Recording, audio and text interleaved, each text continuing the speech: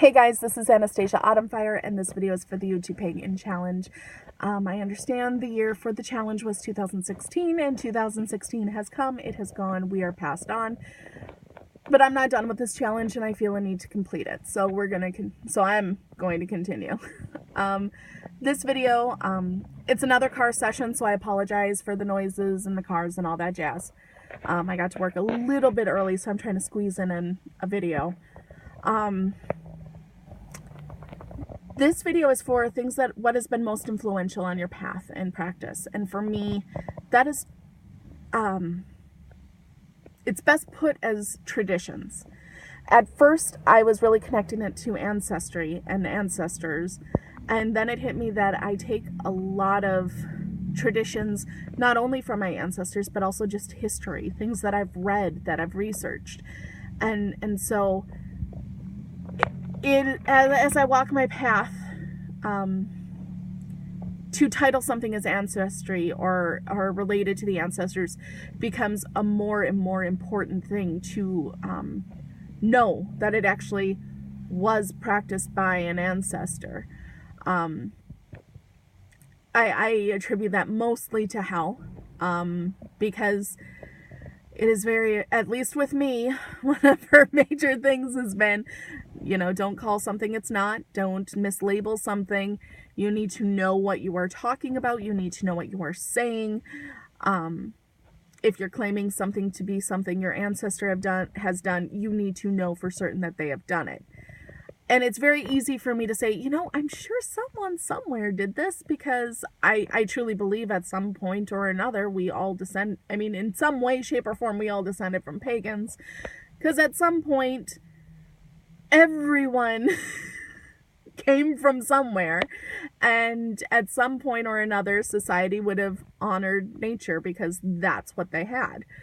But because unless I have something telling me exactly this was something that Aunt Betty used to do, I can't necessarily call it ancestry. At least not yet. I'm thinking she's trying to make me look a bit more at my actual ancestry and try to figure that out.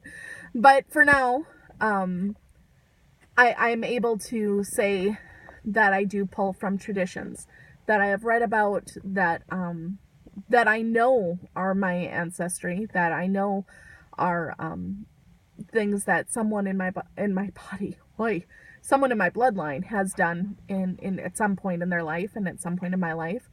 But also traditions that were upheld at some point by the pagan community. The best way for me to explain that is the Sabbats. When we work with the Sabbats, or at least when I work with the Sabbats, the first thing I do 9 times out of 10, even in this stage in the game, I still will go online or in my wonderful Llewellyn complete correspondence book. Love it. I'll look up the Sabbat and see what correspondences it has. Those correspondences came from somewhere. The colors that are associated, the foods that are associated, the drinks, the messages or meanings, the crafts, the oranges that you stick cloves in, the pomaters, and you hang them in the south window to re-energize the sun when it's reborn, and to give it its strength and give it its power. That came from somewhere. People did that, and they had that reason, and they had that intent behind it.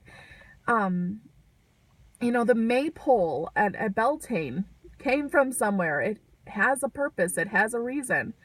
The throwing of the cornhusk dolls in the fire at Lunasa to symbolize, the sacrifice of the god and the first harvest. All of that come from somewhere. And granted, I understand not all pagans observe the Sabbats. It's just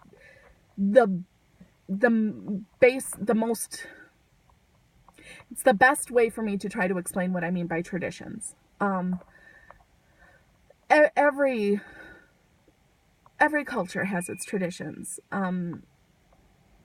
Heathenism keeps kind of hitting me in the head. Bloats that we will take, oaths that we will give. We have rituals. We have certain ways of doing it. Drinking horn ceremonies. All of those things came from somewhere. They all, and those, especially with heathenism. There it is. Takes me a while. So many people will trace their bloodline and find exactly where they came from, who their folk were, who they hailed from, who was their father's father. I think that's so cool. But, so they're able to know exactly this is where it came from and this is why it's important. And I think that's a beautiful thing to unfold. But even if you're not a heathen, or you don't take that route of trying to figure out your lineage, looking at the correspondences and just understanding and knowing that it came from somewhere, it has a purpose.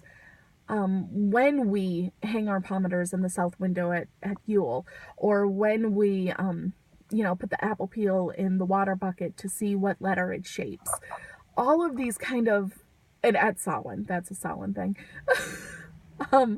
All of these things are kind of doing honor to those that did them originally.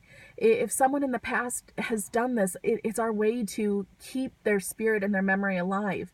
Kind of going back to other thoughts that I've had on ancestry, the whole, if you no longer are honored by your family, if you're no longer remembered by your family, you kind of disappear.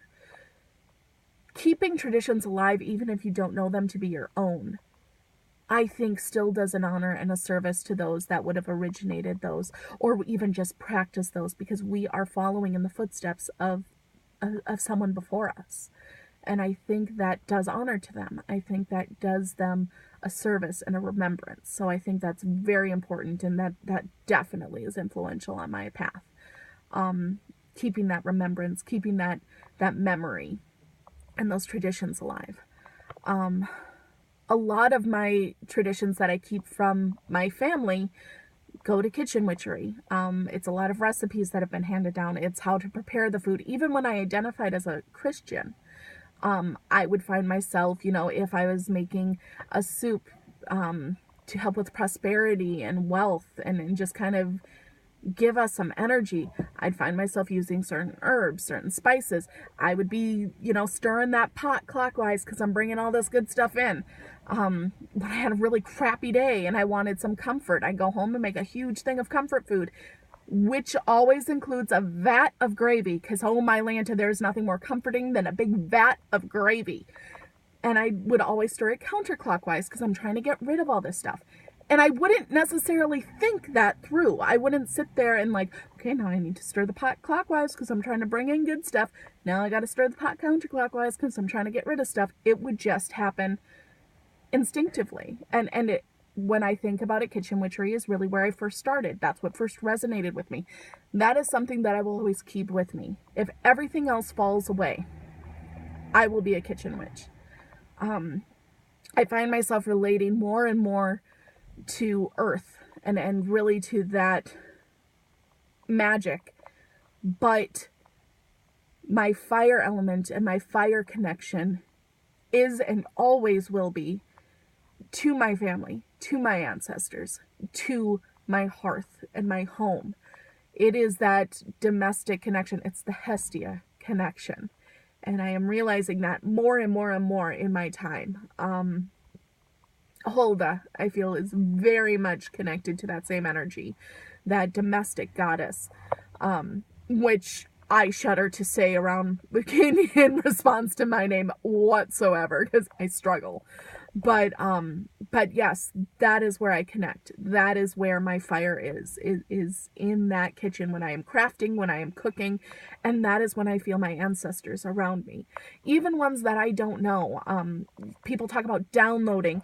You'll be working on something, and all of a sudden, whoosh, this information is just given to you. It's downloaded to you, and you don't know where to go with it. You don't know what it's about, but it's there. I get that, and sometimes, especially in reference to my daughter, which I understand isn't necessarily in the kitchen, But the other day she was throwing this huge, huge fit. And I'm like, I'm about ready to meet her energy level, which is bad because she's screaming and kicking and hollering. And I'm like, okay, I'm about to start screaming and kicking and hollering too because I don't know what else to do with you. And just suddenly I got this push to just hug her, hold her until she calms down. Just hold her. That's all she needs right now. And I grabbed her and wrapped her up in this huge, huge hug, and she just immediately put her arms around me and started calming down, and I started swaying with her. And after it was done, I'm like, where the Hades did that come from? Because that wasn't me. But I instantly felt this connection to this spirit, and I don't know who it was. I don't know what it was, but I know it was family. Don't know who, but I know it was family. And those are the connections that I think we keep when we keep, those are the connections I think we keep when we keep traditions alive. Whether we know where they come from or not, whether we know if they're part of our family or if they're someone else's family, it doesn't matter, because in the end, we are all family. Holy cow, this is just hitting me, so I'm sorry if I go raw. We are. I mean, I think that's where our roots come from. That's where we're all connected. We are all rooted together, and traditions are where we feel that connection. Wow, sorry. It is so just hitting me, and I've still got a day of work to go through. But yes, and if every other aspect of my path fell away, traditions would always be important to me, and therefore they have to be the most influential on my path, because even if I didn't have a path, they would be what shaped me as a person. And I find every aspect of my practice connects to tradition, because traditions connect to connectivity, and that is what is so important to me in my path. Yeah, I'm leaving it there because I've got good vibes and I'm about to be late for work, and it doesn't matter because this was freaking awesome. Man, I hope someone else got something out of this, but if not, it's cool, because good day.